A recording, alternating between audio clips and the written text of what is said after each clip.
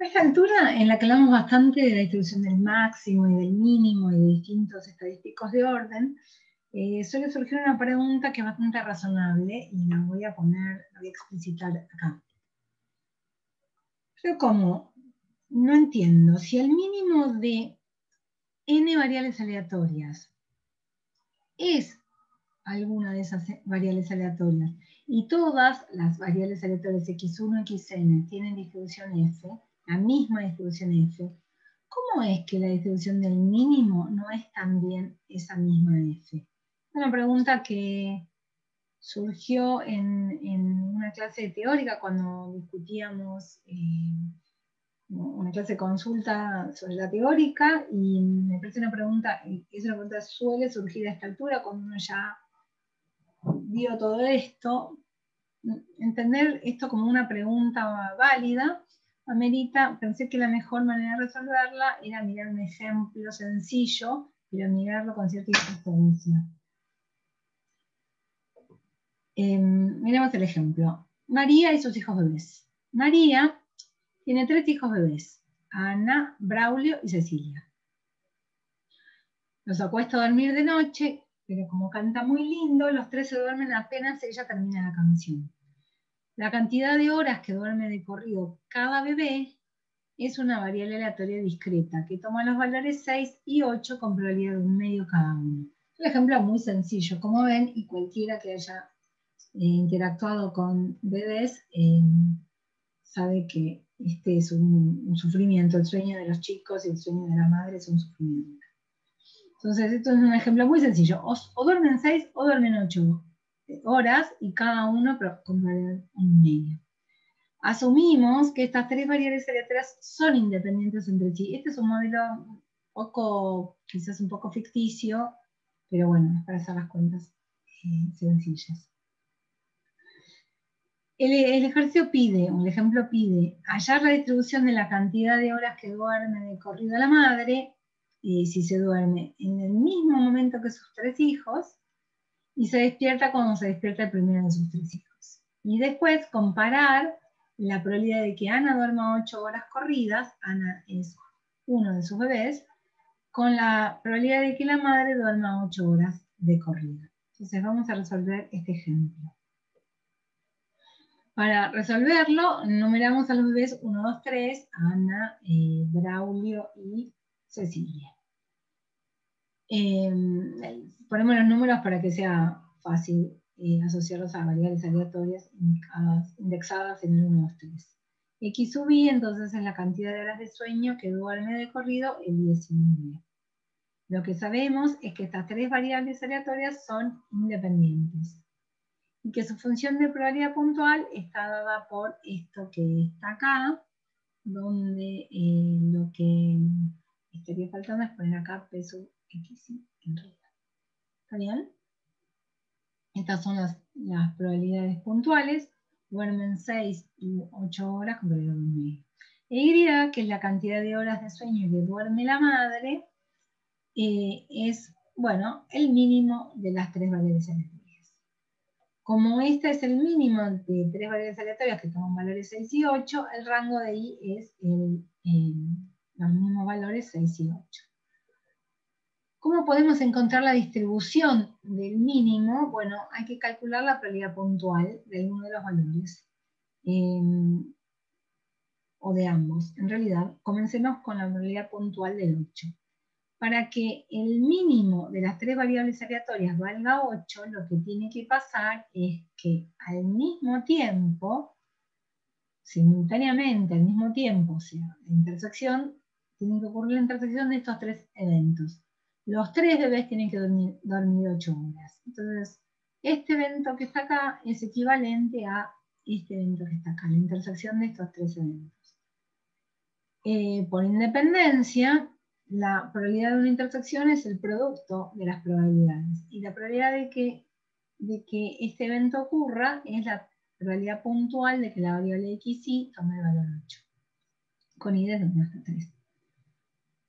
Por supuesto, cada una de estas vale 1/2, entonces la probabilidad de que la madre duerma 8 horas es 1/2 al cubo, o sea, 1/8.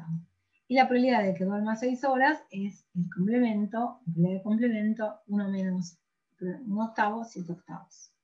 Y entonces esta es la función de probabilidad puntual del mínimo de las variables aleatorias. Y vemos que la distribución de X1, la cantidad de horas que duerme Ana, es distinta que la distribución de I, ¿no? La distribución de X1 estaba acá. Es un medio para cada uno de los dos posibles valores.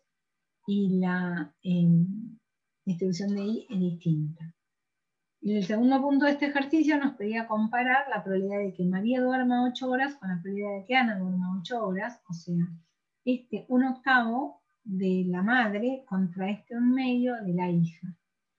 Y acá vemos, pobre madre, que solo una de cada 8 noches duerme 8 horas, aunque cada uno de sus bebés les pasa esto de que dormir 8 horas lo consiguen un día sí, un día no en promedio, digamos. Para terminar de entender esto, discutamos, o sea, podemos resumir que lo que cambia la distribución del mínimo es, por supuesto, lo que vamos a ver del mínimo, es que el mínimo es sistemáticamente menor que el resto de las variables aleatorias.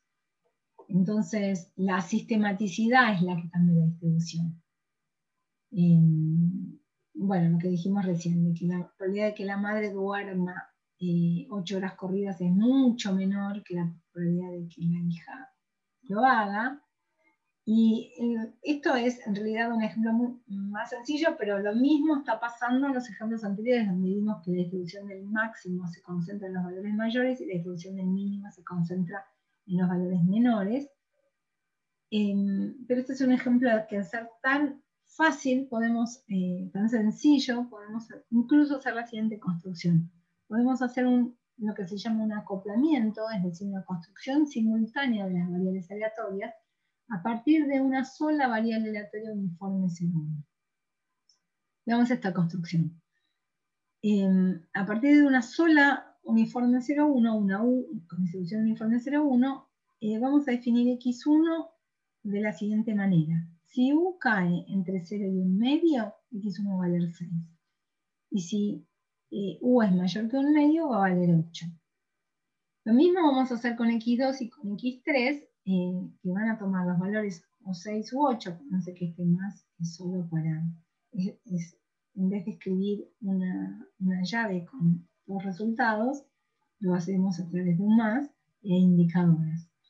Esta X2 se define como 6 en los casos en que U caiga entre 0 y 1 cuarto y entre 1 medio y 3 cuartos, y como 8 en caso contrario. Y la X3 vale 6 en estos subintervalitos. Capaz va a ser más fácil ver un gráfico de esto. Esto que está anunciado como ejercicio les pide probar que las tres variables aleatorias así definidas tienen la misma distribución que las horas de sueño que describimos en el ejemplo. Eso lo vamos a ver en un minuto. Después habría que probar que son variables aleatorias independientes, por eso repasar qué quiere decir que tres variables aleatorias sean independientes, repasar qué quiere decir que, bueno, esto se puede traducir en intersecciones de eventos, y ver, en el caso de estas variables aleatorias que son tan sencillas, solo toman dos valores, no hace falta chequear todos los casos, porque o vale 6 o vale 8, si lo probamos para 6, podemos probarlo para 8, a través de usar este ejercicio que vimos en la práctica 2, que dice que si dos eventos A y B son independientes, entonces A complemento y B lo son, A y B complemento lo son, y A complemento y B complemento lo son, y una generalización de eso. Por eso está esta sugerencia de hacer pocas cuentas. Y después lo último que nos pide este ejercicio es graficar a las tres variables en un mismo eje de coordenadas y además graficar el mínimo. Entonces vamos a hacer un gráfico en la siguiente página, que es el siguiente, que me parece que esta es la manera de ver mejor lo que está desplegado en la información numérica acá, y es más claro acá. X1 es esta variable aleatoria. Si U cae en este intervalo, entonces la función x1, lo que estamos graficando acá es algo que en general no puede graficarse, no estamos graficando la función de probabilidad puntual, estamos haciendo un gráfico, estamos pensando como que esencialmente este es el espacio omega, y acá estamos graficando a la función x1. Entonces x1 va a valer 6, si u cae en la primera mitad del intervalo, y va a valer 8 si u cae en la segunda mitad del intervalo. Fíjense que x2, antes de pasar a x2, miremos que x1, que la probabilidad de que x1 valga 6 es exactamente igual a la probabilidad de que u caiga en esta región.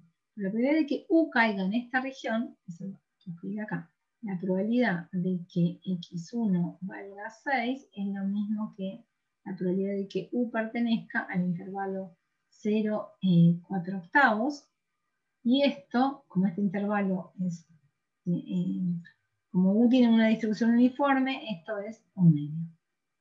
¿Está bien? Y lo mismo es un medio de la probabilidad de que x1 valga 8.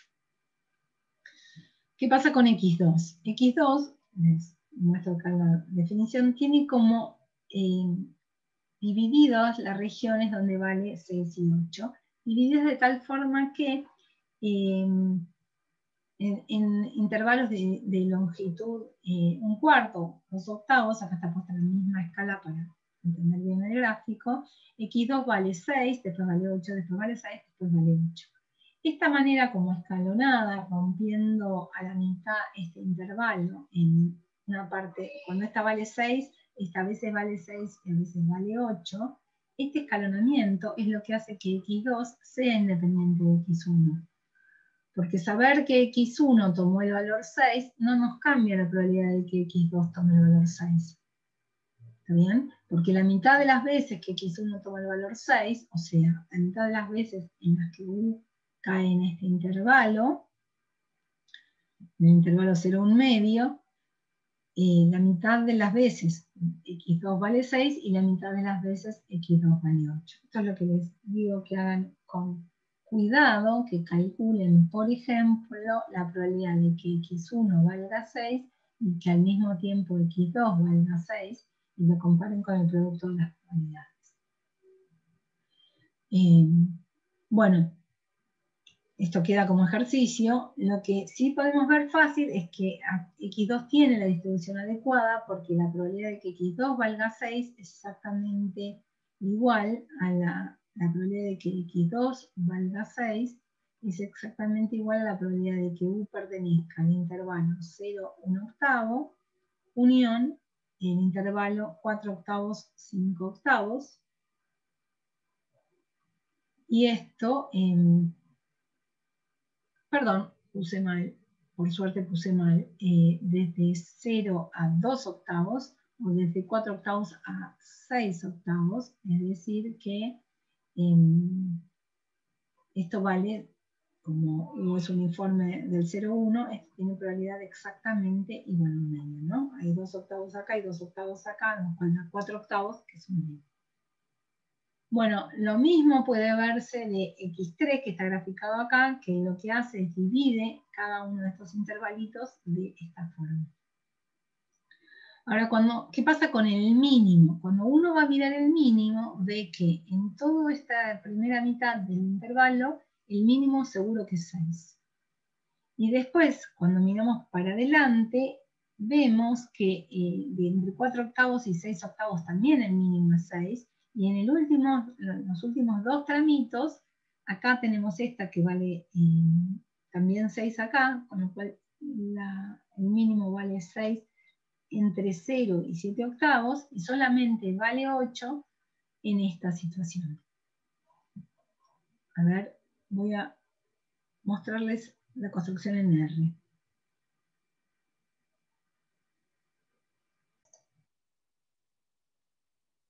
Bueno, entonces vamos a hacer el gráfico acá de las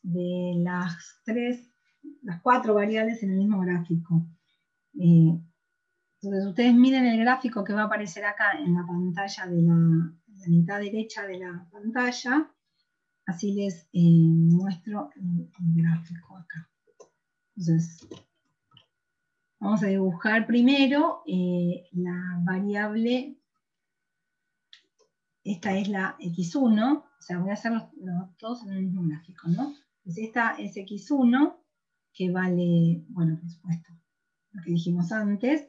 Ahora le voy a superponer x2, la desplazo apenas como para que se vean. Acá están en el mismo gráfico, el x2 están apenas desplazados, y en azul está la x2. Ahora le vamos a superponer, a poquito vamos a ir dibujando los 8 subintervalos, donde vale cada partida la x3. Por eso lo fui haciendo el gráfico de manera constructiva, porque si no, no se entiende nada. Están apenas desplazados para que se puedan ver. Y ahora le superponemos el mínimo, que es este gráfico que está acá. Ahora, lo que a mí me funciona para pensar esto es lo siguiente.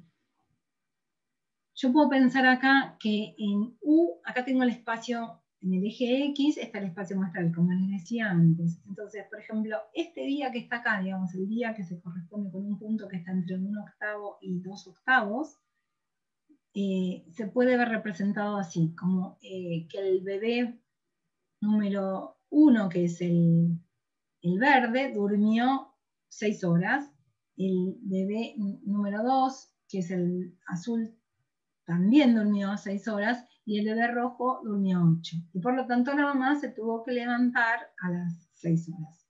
¿Bien? Acá vemos las distintas combinaciones de todos los días que dan siempre a la mamá despertándose mucho más temprano. Entonces acá uno puede ver en una construcción que rara vez puede hacer, porque es la construcción simultánea, como les decía antes, en el mismo espacio muestral de todas las variables aleatorias.